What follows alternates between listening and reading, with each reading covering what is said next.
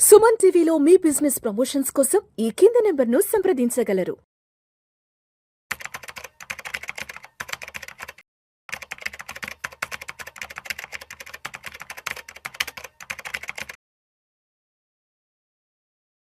నమస్తే, welcome to Suman TV. నేను విజయకర్దార్. ఇప్పుడు చూడండి, బ్యాలెన్స్ అడ్వాంటేజ్ ఫండ్స్ అంటే అందరూ తెలుసు. ఈ మధ్య రాగా లాస్ట్ 2 ఇయర్స్ నుంచి చూస్తే మార్కెట్ చాలా వాలటాలిటీ ఉంది. మనకి ఫాల్ డౌన్స్ అయితే బాగా చూసాం, కరెక్షన్స్ అయితే బాగా చూసాం. చాలామంది ప్యానిక్ అయిపోయారు, అంటే వాళ్ళ పోర్ట్ఫోలియోస్ బాగా గణనీయంగా పడిపోవడం చూశారు. అట్లాంటి టైంలో అందరూ కూడా సజెస్ట్ చేస్తున్నారు ఏంటంటే ఒక BAF పెట్టుకోండి, అంటే బ్యాలెన్స్ అడ్వాంటేజ్ ఫండ్ మీ పోర్ట్ఫోలియోలో యాడ్ చేసుకుంటే అది అమాంతం పడినప్పుడు, మార్కెట్ ఇలాంటి సిచ్యువేషన్స్ వచ్చినప్పుడు కూడా మీ పోర్ట్ఫోలియోని కొంచెం ఆదుకుంటుంది అని చెప్పి చాలామంది భావిస్తుంటారు. అసలు బ్యాలెన్స్ అడ్వాంటేజ్ ఫండ్స్ ఎంతవరకు కరెక్ట్? నిజంగా నన్ను అడిగితే కనుక 45 ఇయర్స్ లోపు ఉన్న వాళ్ళు ఎవరు కూడా బ్యాలెన్స్ అడ్వాంటేజ్ ఫండ్స్కి వెళ్ళకండి. ఎందుకంటే 45 ఇయర్స్ దాటిన వాళ్ళకి మాత్రమే అది బాగా పనిచేస్తుంది తప్ప 45 ఇయర్స్ లోపు ఉన్న వాళ్ళందరూ కూడా వెల్త్ అక్యుములేషన్లో ఉంటారు, అంటే వాళ్ళ వెల్త్ని పెంచుకునే దాంట్లో ఉంటారు, ఆ ఫేజ్లో ఉంటారు. ఇక్కడ wealth accumulation phase, wealth preservation phase అని 2 ఫేజ్లు ఉంటాయి. సో అప్ టు 45 ఇయర్స్ దాకా కూడా మన గోల్ అంతా కూడా ఎంత వెల్త్ని అక్యుములేట్ చేయాలి అన్న దాని మీద కాన్సన్ట్రేషన్ చేయాలి తప్ప ప్రిజర్వ్ చేసుకోవడానికి అవకాశం ఇవ్వకూడదు. ప్రిజర్వేషన్ అంతా కూడా మనకి ఆఫ్టర్, ఒకసారి వెల్త్ క్రియేట్ అయిన తర్వాత మనం ప్రిజర్వ్ చేసుకోవాలి దాన్ని. అంతేగాని వెల్త్ గ్రోత్ అయ్యే టైంలో ఇట్లాంటి వాటిని తీసుకోవడం వల్ల వచ్చే నష్టం అంటే చెప్తాను. ఇక చూడండి, మనకి లాస్ట్ 15 ఇయర్స్ రిటర్న్ తీసుకుందామండి ఇక్కడ. అంటే 1 ఏప్రిల్ 2011 నుంచి 31 మార్చ్ 2026 దాకా ఒక లాస్ట్ 15 ఇయర్స్ కనుక మనం తీసుకుంటే, ఒక SIP రిటర్న్స్ తీసుకుంటే, ఇవాళ ప్రతి ఒక్కళ్ళు ఒక 10,000 రూపీస్ SIP వేస్తున్నారంటే అందులో 3,000 రూపీస్ మనకి BAFలో కూడా వేస్తున్నారు. అలాగే కొంతమంది 25,000 SIP వేస్తున్నారు, 1 lakh SIP వేస్తున్నారు. అందరూ కూడా ఖచ్చితంగా అందులో కొంత పార్ట్ 20,000, 30,000, ఒక 20%, 30% వాళ్ళు మేము చూసాము చాలా BAFలో అయితే మొదలుపెట్టారు. కానీ అది చేయకండి, అది చాలా రాంగ్ అవుతుంది.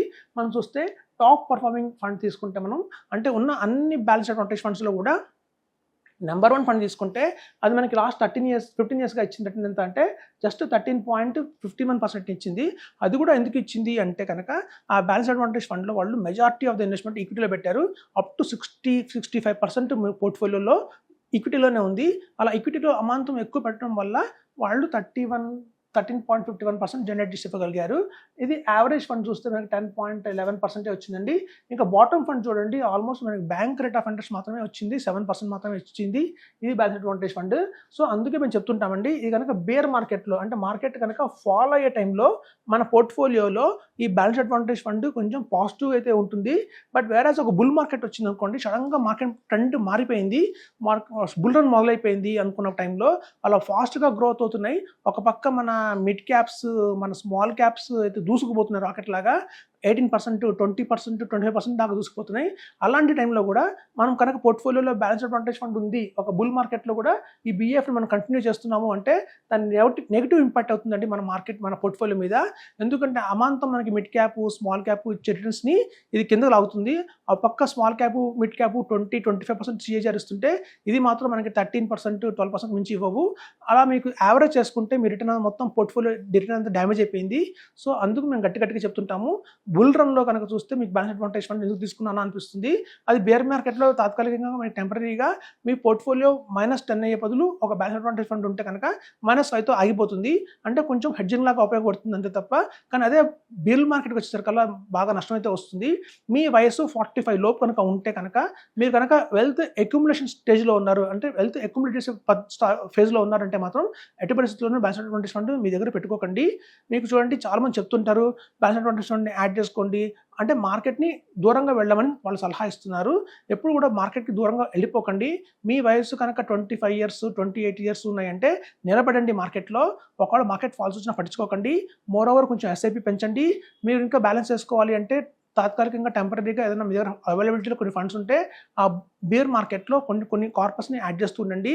అలా ధైర్యంగానే ఉండండి, అంతేగాని భయపడిపోయి ఈక్విటీ పడిపోయింది అని చెప్పి అమాంతం కనుక మీరు కనుక ఎగ్జిట్ అయిపోదాం, మార్కెట్ నుంచి ఎగ్జిట్ అయిపోదాం, లేదా అదర్ ఆప్షన్ తీసుకుందాం అని చెప్పి మల్టీ అసెట్ ఫండ్ కానివ్వండి, లార్జ్ క్యాప్ ఫండ్ కానివ్వండి, అలాగే బ్యాలెన్స్ అడ్వాంటేజ్ ఫండ్ కానివ్వండి, ఇట్లాంటి వాటికి పోతే కనుక మీరు గోల్డ్ ఫండ్స్ కనుక పెంచుకుంటూ వెళ్తే రేపొద్దున బుల్ రన్ వచ్చినప్పుడు మాత్రం ఇవన్నీ కూడా మీకు పోర్ట్ఫోలియోని పెరగనీయకుండా చేస్తాయి, అమాంతం ఆపేస్తాయి.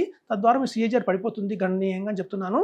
సో యంగ్స్టర్స్ ఎవరైతే ఉంటారో, ఎస్పెషల్లీ మా దగ్గర చాలామంది రీసెంట్గా 28 ఇయర్స్ ఓల్డ్ అతను వచ్చాడు. అతనికి 28 ఇయర్స్ అతను ఇంకా మ్యారేజ్ చేసుకోలేదు, అతని దగ్గర కూడా పోర్ట్ఫోలియోలో చూస్తే బ్యాలెన్స్ అడ్వాంటేజ్ ఫండ్ ఉంది, ఒక గోల్డ్ ఫండ్ ఉంది. మేము చెప్తూనే ఉంటాం, ఎందుకంటే మీ ఏజ్కి ఇవన్నీ పెట్టుకున్నారు అంటే మార్కెట్ పడిపోతుంది కాబట్టి, ఎప్పుడు మార్కెట్ పడుతుందో నాకు తెలియదు కాబట్టి సపోర్ట్గా ఉంటుంది అనుకుంటున్నారు. కానీ సపోర్ట్ బుల్ రన్లో, బేర్ మార్కెట్లో ఓకే, బట్ బుల్ రన్ వచ్చినప్పుడు పరిస్థితి ఏంటి అంటే వాళ్ళకి అదనంగా రిటర్న్స్ అయితే రాకుండా ఉంటాయి. మార్కెట్ మేము సపోర్ట్ చేస్తుంది బుల్ రన్లో 20% సిఏజీఆర్, 30% సిఏజీఆర్ వచ్చే మిడ్ క్యాప్స్ కూడా మనం చూస్తాం రాబోయే రోజుల్లో. అట్లాంటప్పుడు ఇలాంటి పోర్ట్ఫోలియోలో మన కనుక బ్యాలెన్స్ అడ్వాంటేజ్ ఫండ్స్ కానీ ఇలాంటివి ఉంటే కనుక అమాంతం రిటర్న్ పడిపోతుంది చెప్తున్నాను. సో అదండి, మనకి లాస్ట్ 15 years నుంచి చూసినా కూడా మార్కెట్ టాప్ ఫండ్స్ వచ్చేసి మనకి 31% ఉంది. మనం తీసుకునే బ్యాలెన్స్ అడ్వాంటేజ్ ఫండ్ కూడా పొరపాటున కనుక బాటమ్ ఫండ్, యావరేజ్ ఫండ్ తీసుకున్నామంటే కనుక మన పోర్ట్ఫోలియో ఇంకా అమాంతం పడిపోయే అవకాశం కూడా ఉంది. కాబట్టి అదండి, బేర్ మార్కెట్లో మనకి కొంచెం ఇది ప్లస్ పాయింటే కనిపిస్తుంది తప్ప మనకి మైనస్ పాయింట్ అవుతుంది బుల్ మార్కెట్లో. సో ఎప్పుడైతే మనకు పోర్ట్ఫోలియో డ్యామేజ్ కాకూడదు, బాగా ఒక బుల్ రన్లో డ్యామేజ్ కాకూడదు అంటే మాత్రం ఇట్లాంటి ఫండ్స్ వెళ్ళకని చెప్తున్నాను. ఎందుకంటే మనం కేవలం ఇట్లాంటి రిటర్న్స్ మనకి చూస్తే కంపారిటివ్ చేస్తే దీనికి కంపారిజన్ మిడ్ క్యాప్ కానీ స్మాల్ క్యాప్ కానీ తీసుకుంటే ఇంకా మాత్రం ఎక్కువ రిటర్న్ అయితే వస్తాయి. మీరు కనుక వెల్త్ అక్యుములేషన్ ఫేజ్లో ఉన్నారు అంటే మాత్రం 45 years లోపు ఉన్నట్టే. మీకు అమాంతం 1 CR 2 CR కావాలి ఒక ఫ్యూచర్లో అంటే మాత్రం ఇట్లాంటివన్నీ కూడా మీకు అమాంతం అంత ఇవ్వలేకపోతాయి. మీరు కేవలం 2 small cap, 2 mid cap, 1 large mid cap కానీ పెట్టుకోండి చాలు. 5 funds కంటే కూడా మీరు ఎక్కువ శాతం పెట్టారు మీ పోర్ట్ఫోలియోలో ఉన్నాయి అంటే మాత్రం గణనీయంగా రిటర్న్స్ అయితే పడిపోతుంటే జరుగుతుంది. మళ్ళీ తద్వారా మనం బుల్ రన్ వచ్చినప్పుడు మనమే ఫీల్ అవుతాము, అనవసరంగా పెట్టాము ఇట్లాంటి ఫండ్స్ అనేవి అని చెప్పి. అదండి, అర్థం చేసుకోండి. సో BAF 45 years లోపు ఉన్న వాళ్ళకి జోలికి వెళ్ళకండి. 45 years అబవ్ ఉన్నవాళ్ళు మాత్రం కొంత పోర్షన్ అమౌంట్ పెట్టుకోవచ్చు అని చెప్తున్నాను. Thank you.